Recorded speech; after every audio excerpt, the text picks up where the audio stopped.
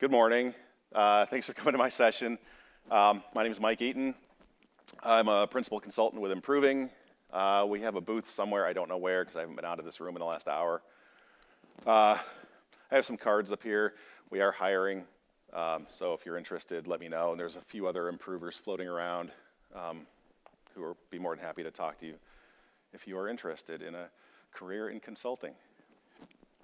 So today we're going to talk about beyond technology skills for success.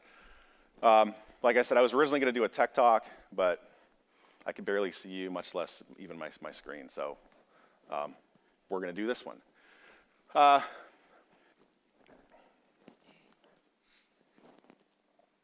on. I guess it's turned on. There we go. So a little bit of background on this talk. So I've been doing this for about 30 years. I've been a software dev for about 30 years. I progressed from being a programmer to a developer to senior developer. I've been a team lead, a dev manager, director of engineering for a short time. Most recently, I've been a principal, whether it's a principal analyst, a principal engineer, principal consultant. I've been doing this for a while. And I don't care about titles, but I care about people. I care about helping people be successful in what they do. And over this time that I've been a dev, I worked with a lot of different developers. Some were amazing, some not so much. I've worked with highly experienced devs that I still hold up as those shining examples of, I still want to be like that person. Same thing with leaders. There are some that just stand out. I worked with people who, while they could write rock solid code, they were missing some things, right? But they may have been technically solid, with good problem solving skills, those types of things. They alienated teams with their egos and just being that way. I worked with senior devs who couldn't code hello world, and principal devs who had no desire to help others. So, Chad Fowler wrote a great book called The Passionate Programmer. Has anyone read it? One. Go out and buy this book. It's a great book. Anyway, in The Passionate Programmer, he talks about being remarkable. And that's something that I try to do. I try to help the developers around me be remarkable. And so there are some things that I've identified over the years that some of the better developers have done that have made them stand out. Now, these are a lot of soft type skills. We will get a little fuzzy toward the end with a couple of them. But one of the first things I want to talk about that I think really helps and can help anybody, I don't care if you're a dev, if you're a scrum master, I don't care what your role is, and that is this idea of the importance of writing. It's really the importance of communication, but specifically I want to talk about writing. You know what these people all have in common?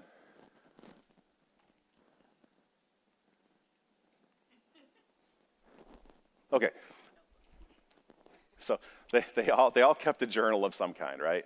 I do have to ask, does everybody know who the one in the bottom corner is? Yeah. Does anyone not know who that is? Okay. I've had people go, who is that? Dr. Jones from Indiana Jones. Anyway, they all kept journals of some kind. They all wrote things down, and I think that's important. Writing things down reduces the mental burden you carry. And as Dr. Jones said in the third Indiana Jones movie, I write things down so I don't have to remember them. And so that's one thing I want to talk about a little bit. And to me, this is kind of broken down into three areas. There's writing that you do for work. There's writing you do for others, which can be work, cannot be work, and then there's writing for you. And that's kind of the percentage that I look at it, that pie chart.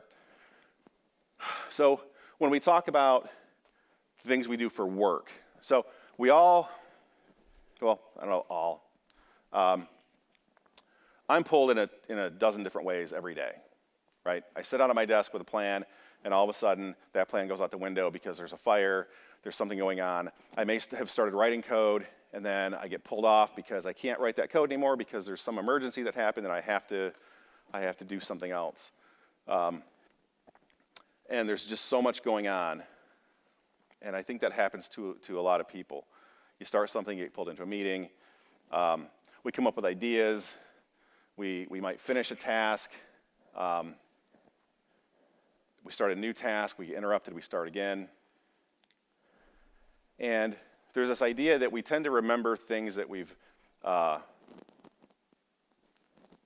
remember things that are unfinished versus finished. I worked with a guy who we would do stand-ups every morning, and the BA who led our stand-ups would say, "Brian, what did you do yesterday?" And he would say, "I don't remember." And this was a whole thing between those two. But we remember those unfinished things or incomplete tasks better than completed ones. So then when it comes time for a review, what did you get done? What did you do, right? So I keep, that's over there. I keep a couple of different journals. I keep a work one for so I'm a pen and paper guy, pencil and paper, whatever. Yeah. So one of these. I think this one. So this is one that if I go back, I can look at what I was working on a specific date, tasks I was working on, those ideas I had. I have sketches in here of architectures, those types of things. Now, you don't have to do pen and paper. I do because it works best for me. Some people, I do like things like, not Obsidian, LogSeq is another good one that's electronic that I use, or Evernote. It doesn't matter what you use. This one is ideas for writing. So every talk I've done, not every blog post, most blog posts I have started here. I sketch them out. But so for the work piece of it, when it comes time for review, I can flip through and go, oh, here are the things I did. You know, and it's great. Look, if it's in Evernote, if it's in OneNote, somewhere like that, all the better. I prefer pen and paper, those types of things.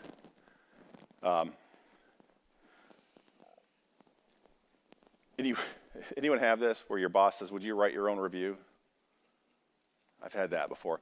But when it comes time to that for reviews, it's nice to say, hey, here are the things I did. Here are my accomplishments. Here are the benefits that I brought to the team. Here are the things that the team did, all those types of things. I think is very helpful to get these things written down. And I asked a friend, I told a friend about this, because this has a lot of things in it about specific projects, right?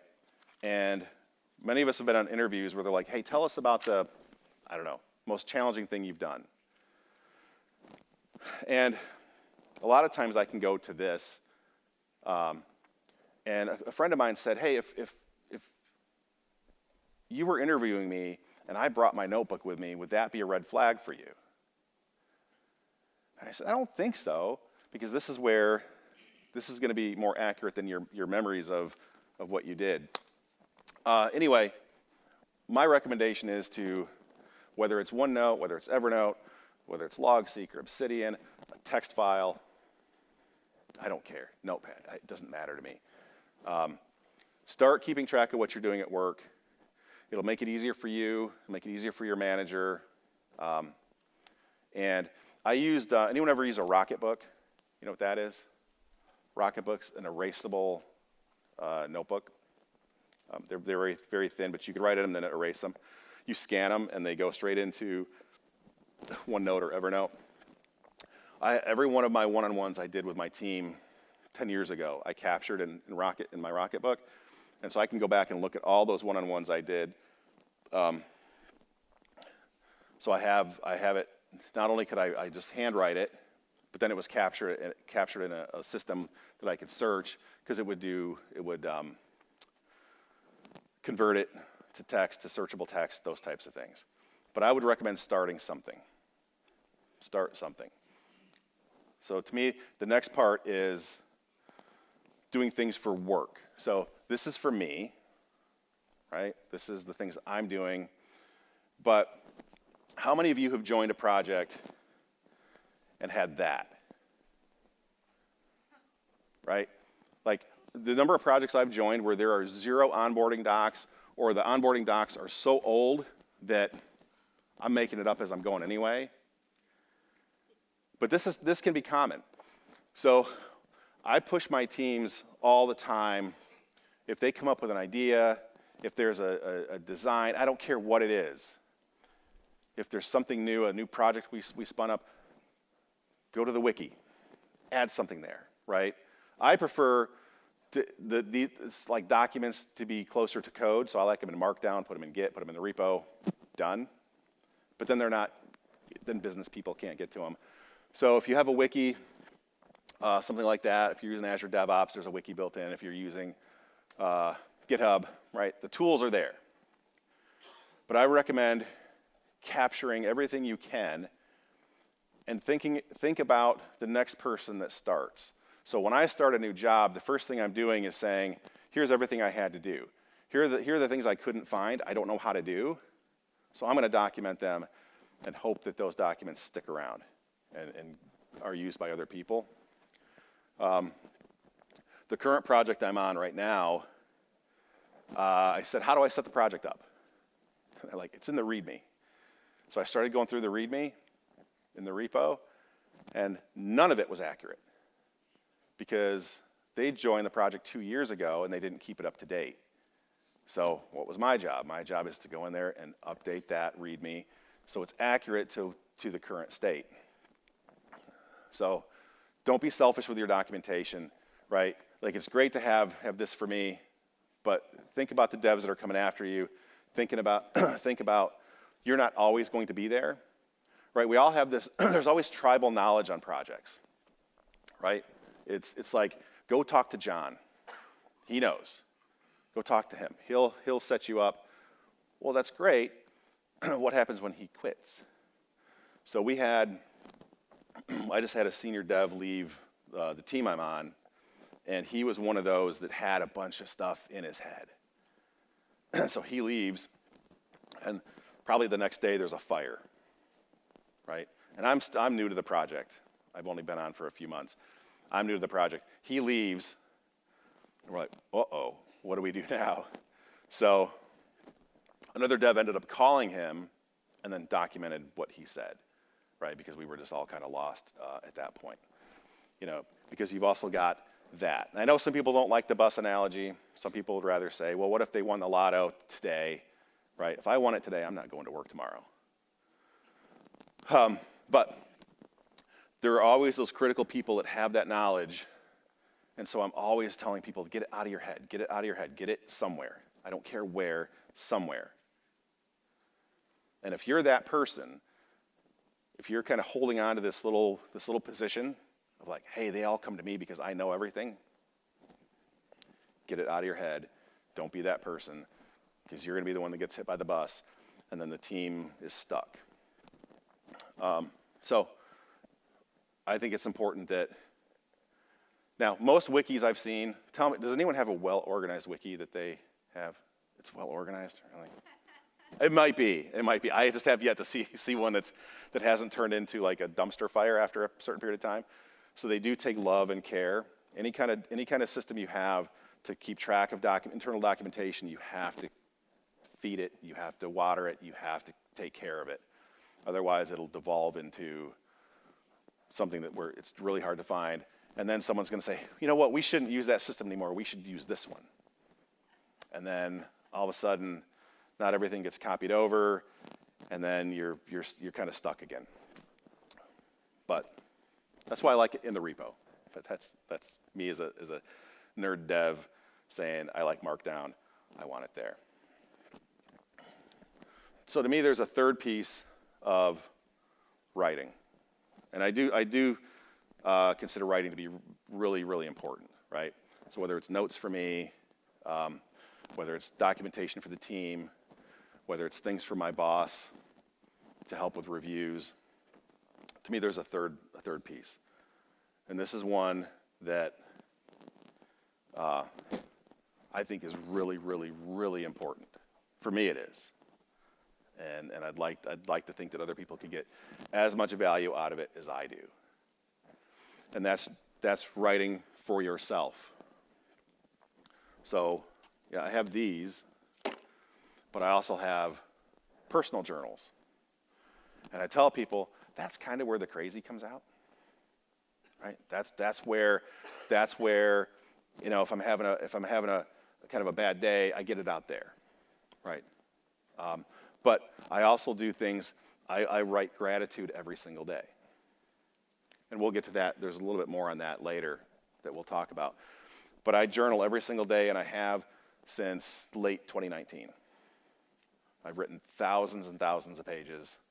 I've got, if I stacked them all up, they'd probably stand this tall. It's a daily routine. It started out, anyone read Pragmatic Thinking and Learning? A couple people. Pragmatic Thinking and Learning is a great book. Get it, read it. The authors in that talked about doing daily pages. And so that's kind of how this started for me. Is back in 2019, I think I was telling a friend of mine that I was starting to journal a little bit, but it was like a sentence or two every day. And he said, hey, remember what they wrote about in Pragmatic Thinking and Learning, daily pages? I'm like, oh, yes. So I went back, reread the section, and I started doing that. And it was a page.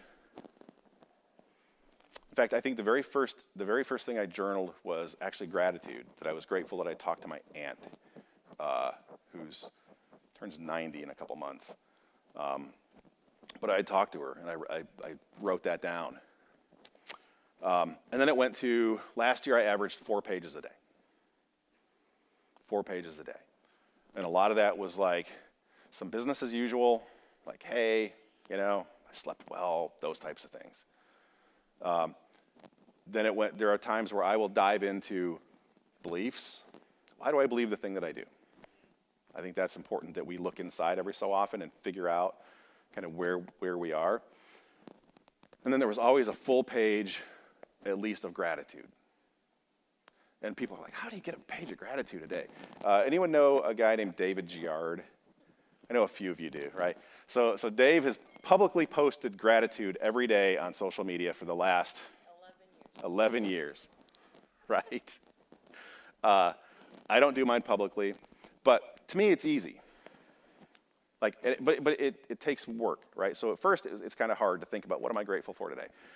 But then there are things like, I am grateful for this sunny day today. I don't know what it's like out today, but then there may be days, I'm grateful for the rain, because now everything is bright and green, and the flowers are going to go, right? Things like that. But it's important that I do that. And I know if I don't do that, if I stop doing that, I can tell. I will tell you, I missed journaling yesterday. I felt kind of bad. I was laying in bed at like 10:30 going, oh, man, should I get up and do this? And I didn't. But I also have a 10-year journal. So I bought my wife, who's over here, and my daughter 10-year journals 2 years ago. And so that's just a paragraph. So that's like the highlight of the day. So I do my whatever number of pages I do for my personal journal, then I do that little paragraph. And I think that's helped my mental health probably more than anything else, is that kind of thing, is taking time for myself. Now, I've had friends say, where do you keep these things? They're out in the open. Aren't you worried that someone's going to read them? No, right? But they're out. I have volumes of these things. Because she was worried. She's like, I'm worried that someone's going to look in them and read them. Now, I have friends that make fun of me. Oh, you keep your diary. Whatever, that's fine. I go on a camping trip every year, and I didn't want to take my big journal because it's heavy. And I use fountain pens too, by the way. So for me, the whole writing experience is a thing. But I took a little tiny notebook and a pencil, and I'm sitting on the beach with my friends, and I'm just writing because I had to do it for the day. And they're like, "Oh, I know what Mike's writing. The waves are coming in." It's not what I wrote, but again, it's something I had to do. So I always make sure I have those implements with me. In my bag over here, I have both those journals. I have 2 fountain pens because I use one for one and one for another and those types of things. But I think, again, to me, writing is probably one of the most important things you can do. And there's lots of studies on the mental health benefits of journaling. So I would, and again, I do pencil and paper. You can do anything you want, right? If you want to do it where it's more private, some encrypted file on some super secret partition on your drive, do that. Cool. Again, I like the experience of the pen and paper and that kind of stuff. So, and then here are, that's just some of them, right? That's just some of them. And you see I went themes for some years, and I found a really good, I'm a paper snob now. So I order my notebooks from this place in Malaysia. The paper's amazing. I just got some more because I don't want to run out. But like I said, to me it doesn't matter. So Evernote's a good option. The upper, that corner is a LogSeq, which is like Obsidian. So it kind of keeps a graph of how things are related. I will say I use that for some work-related notes and if I'm studying for something, right? If I'm doing any kind of research, because it shows how the notes are related and I can drill in and find information I'm looking for. This bottom one, the one in the terminal, that's a cool little app, JRNL, journal. And you do just how it shows. Journal, I think you can give a time today and then do it, and it just, and I had it writing to probably OneDrive, just so I had it anywhere I wanted it. That didn't last long, but I'm just saying there are options out there for journaling. And there's one of my pens. That's not the one I'm using now, but one of my pens and my notebook. Okay, that was a lot on writing. I think it's important for yourself for work, for others at work, or others in general. I also blog a lot. Anyone else blog? A few? We should do it more. But that's another section. So,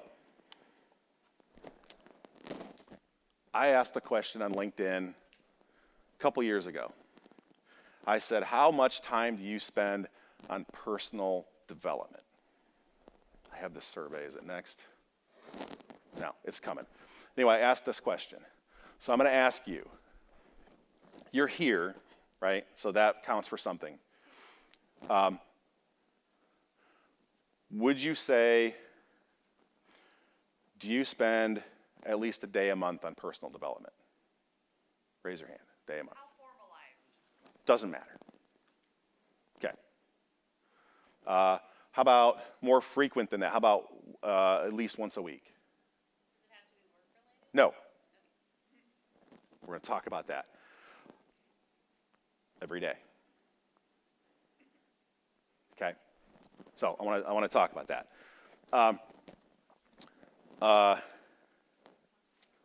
Can't read the slide. Oh, yeah. Education requires both a teacher and a student. Many of us are too often reluctant to be a student. You guys agree with that? How often do you think, I know it. I'll teach you. I can't learn anything else. My head is full of everything I know. I'm the expert. We were talking about this. We have this system at work where you can rate your skills. I hate these things. And the number of people I see, and I don't want to call out any improvers in the room, but the number of people I see who are 5s on everything, it's like, no, I don't believe you. Like, really? You know every single thing there is to know about that topic? I bet not, because everything's changing. I think the only thing I have as a 5 might be public speaking, because I think I'm okay at it. But here it is. So this is the question I asked, and again, I can't see this, so I got to lean in. How often do you spend time on professional/career development? Okay, so a little bit different than what I asked in here. And so the things were once or twice a year, quarterly, monthly, weekly, or more often. okay? And the examples I gave were online courses, books, videos, conferences, user groups, but not the normal required, I'm trying to like the, In the course of your actual work? yeah, I'm trying to give an example, like antitrust. If you work for a public company, you got to go through the yearly antitrust training. I'm not talking those things. I'm not talking about the sexual harassment training you have to take. I'm not talking about those, right? I'm talking about things you do to keep the axe sharp for you professionally. And here was I don't remember how many people responded, but I was surprised at the people who were like once or twice a year. So you go to a conference maybe once a year, and that's it? That's all you're doing? I interviewed a guy 2 days ago who blew me away, absolutely blew me away. I was interviewing him for our nearshore team out of Mexico. And one of the questions I ask is, how do you keep the axe sharp? What are you doing to improve yourself? You know, and I'm looking for things like, oh, I read blogs, I go to meetups, right? Those types of things. Those are the ones that I like to hear. You know, I have my own Pluralsight subscription. I have my own Udemy subscription, right? Those types of things. Those are great. This guy was after my own heart. He's like, oh, I read blogs. And he listed off like 5 things. He's like, I read a lot of books, but I don't just read books on technology. I read books to be a better human. I'm like, oh, that's awesome, right? Because I would redo this question now and take it more out of the, because everyone reads this and assumes technical stuff, right? Like I'm learning how to use the latest whatever. When I held my hand up and said every day, so what I look at every day, I'm reading, I just am. I read every single day. I typically juggle multiple books, but I'm reading philosophy. I'm reading leadership books. I'm reading some technical books. I'm reading business books. Right? I'm reading books on consulting.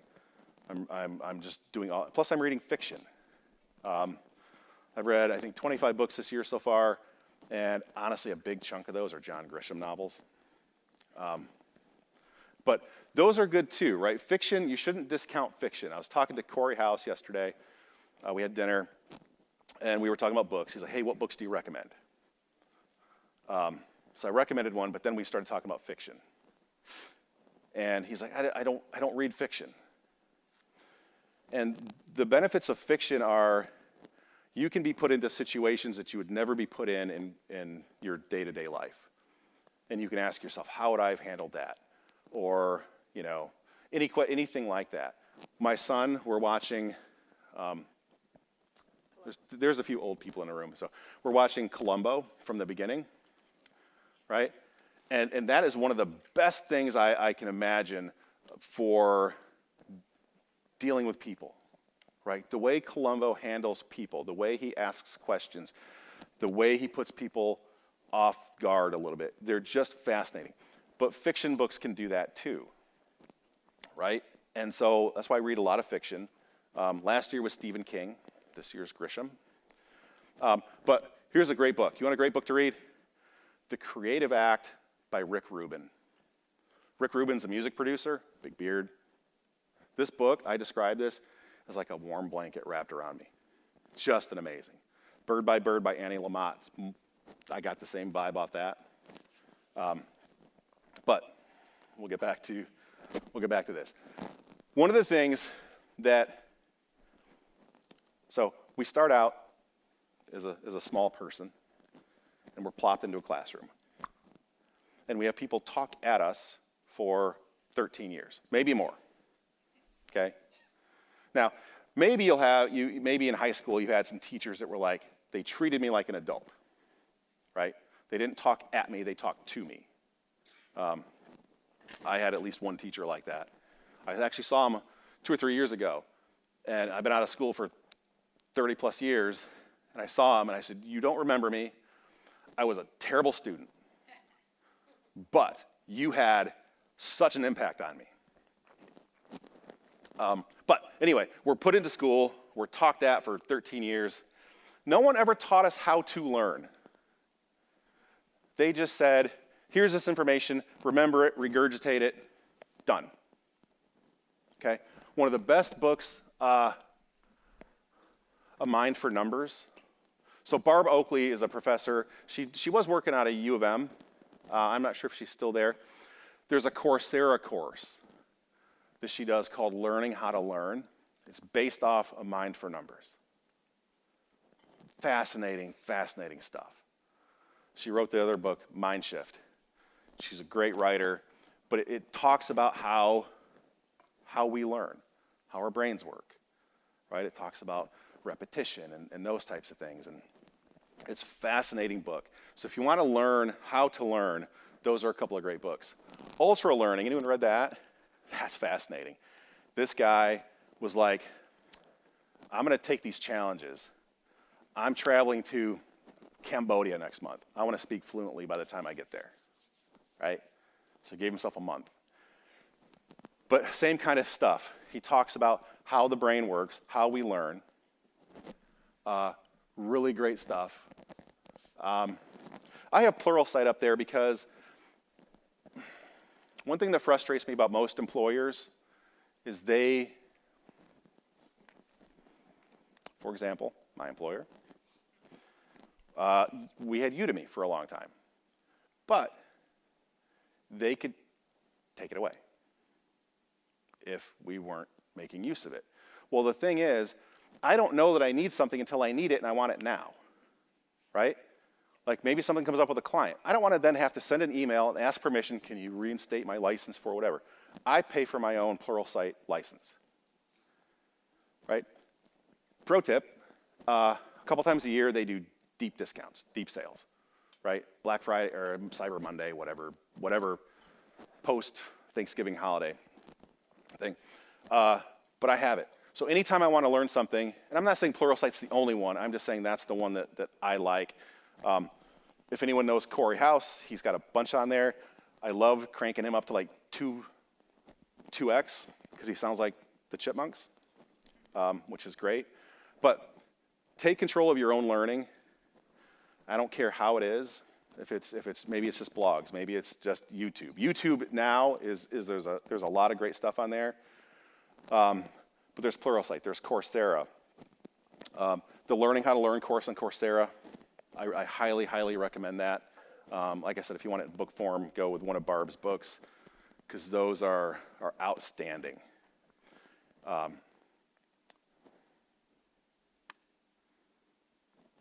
This is my mantra, if I had one, is progress, not perfection. Okay? I want to be a little bit better every day. And honestly, my goal, this is why when I interviewed this guy a couple days ago, why he just was like, oh my God, dude, we're on the same wavelength. Everything I read, yes, even the Grisham, everything I read, the things I do really feed into, I'm just trying to be a better human, right? That's why philosophy is good. Some religion is good, right? Just reading some of those things to help me be a better person. That's why the journaling, that's what it all feeds into. And like I said, I read a lot. And this is always a hard one, because I've got friends who don't read ever, you know? And I'm just like, I get like this. What? Especially in our field, where so much changes all the time, right? You don't have to read a book, but read blogs, right? Read something. But I like that quote. I've always liked that quote. And I think it's important that we do read. There's a great quote. I forget who it is. It's been attributed probably to a bunch of people, Truman and stuff. But it's something to the effect of, it's Mark Twain is the one I've seen attributed to. a person who doesn't read is no better off than a person who can't read.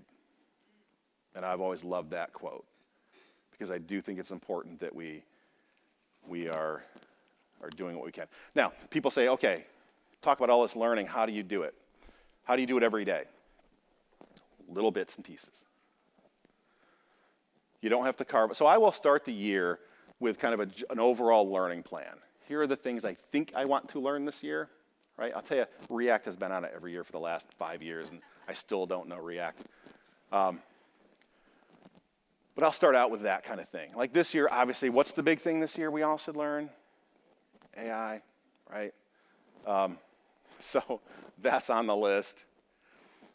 But I'm not carving out an hour a day. I'm not blocking out an hour or two a day. I'm taking the little snippets when I can get them, right? So we all have meetings, or we all sit down at our desk early, right? I sit down at my desk early, so typically I'm reading something or I'm doing something. So fire up a video in a tab, watch some of it. Oh, now I have a call. Well, go to your call. And I know for some people that's tough to kind of bounce between the two, but then that's why you have your notebook to know where you left off and those types of things. But I think it's important that you don't look at this as this intimidating thing of, oh my gosh, I can't carve out this much time every day. Well, you can carve out 10 minutes, right? It's that progress, not perfection. Carve out 10 minutes here, 10 minutes there, right? If you skip a day, that's okay. Get back on it. Don't let that stuff stop. And that's why, okay, this is random. How many of you have more than, random number, 25 tabs open at any one time? Not quite that many. Multiple browsers with at least 25 tabs? Okay. So I will open up, on a day, I'll open up a Pluralsight video and I'll have it open, or a YouTube video that I want to watch and I'll leave it open. So I can flip back to it and go, I'm going to watch this now, or I'm going to watch this little module from Pluralsight or something. But you have to carve out the time to do this stuff because it's too easy to get left behind. It's too easy to find yourself wondering, how did I miss this? Like all of a sudden I don't know what's going on in the world because I haven't. How many of you are actively ignoring AI? A few? I work at an AI company and I don't know AI that much, So I had hoped, honestly, a couple years ago when all the AI talk started, I'm thinking, ooh, maybe this will go so slow I can retire before it all happens. And then, of course, bam, it just hits. But if we kind of ignore it, we're going to get left behind, and then who knows, right? So for me, a big chunk of the 2000s was spent writing WPF desktop apps, and I ignored the web completely. I still feel behind today because that's not what I did. And I kind of regret not even dipping my toes in at the time. Okay. So the biggest piece of advice I give to people, especially, so I talk to a lot of people that come out of boot camps, like dev boot camps. And they always say, give me a piece of advice. And I'm like, share what you learned. Share what you know. Everyone has a voice. I don't care if you were in construction for 20 years, you went into a developer boot camp and you came out and now you're a developer. You have experiences to share. You have knowledge to share, a different perspective on things. And I think that's important. So I tell people, share what you know. We're going to get meta here for a second. That's me giving this talk in Grand Rapids a couple years ago, right? But you don't have to get up and do talks like this. I know there are some speakers in the room. I see a few of you in here. You don't have to do this. For some people, this is super uncomfortable, right? But you can do a lunch and learn at work. You know, you can do those things. You can If you go to a meetup and they do lightning talks, it's only 3 minutes. But you can write, you can blog. Maybe you're of the TikTok generation, and you can do a quick TikTok video of something you learned. I know Fritz isn't in here. He's too big of a deal to be in my talk. But Jeff Fritz, for years now, has streamed live coding on Twitch. That's a way for him to share what he knows and to help others. I think it's great. I know a couple of people who do that. But share what you know. If you really want to learn something, teach it. Right? I think that's really key. Now, I will tell you, like my mom, who's 75 now, 76, 76, she'll call me and say, "What is this cryptocurrency thing? Can we not talk about this?" But it's interesting because I'm forced to explain things in a way to her that are different than how I would explain it to another nerd. I have to do that every day with my wife. We just did this big Azure migration at work, and she's like, "What are you doing exactly?" I'm like, "Okay, things are in this box. We need to move them over to this box," right? So things like that. But I'll be in meetings, so I am not a network person at all, like virtual networking, that kind of thing. So I get on calls with people who know that, and I'm like, "Talk to me like I'm 5, because I don't understand any of what you're doing." I'll even ask Copilot, "Explain this to me like I'm 5, right? But then that helps me if I have to explain it to someone else. It helps me teach it in a way, because if nerds talk a certain way. Do we all agree on that? Is there anyone who's like a business analyst or a scrum master in here? To talk into the nerds, is it sometimes hard? One of my first jobs, I was in a room with the wife of the owner and our head of production. They were both speaking English, and yet I still had to translate. 3 minutes. Yeah.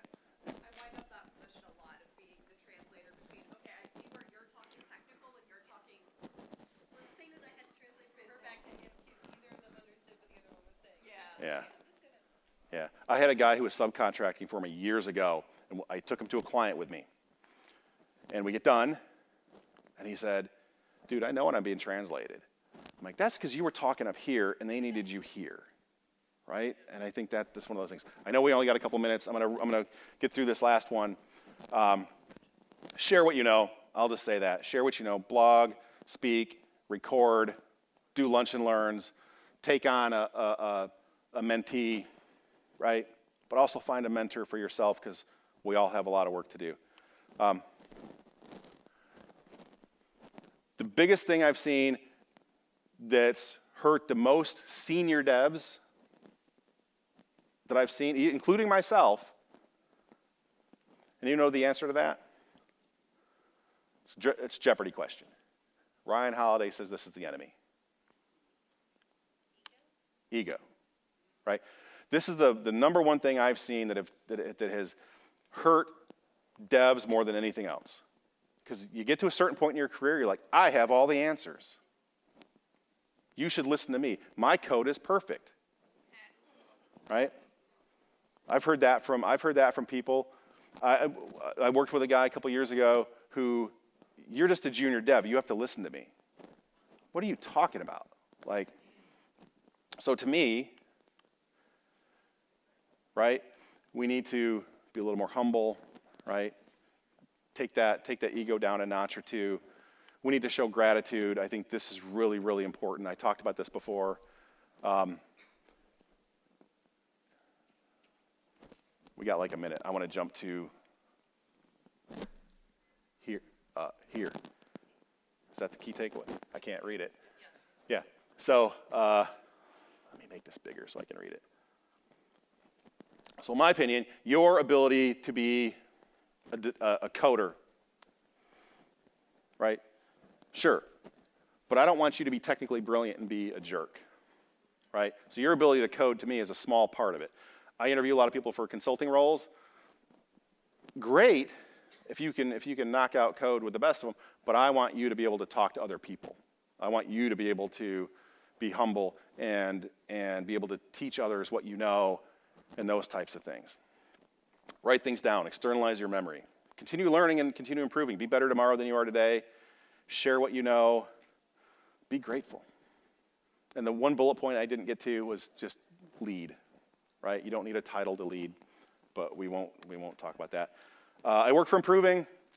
That takes you to the website, but go here so you can get in touch with me. I'm on LinkedIn, all the places. We're good? All right. Thank you all so much for coming.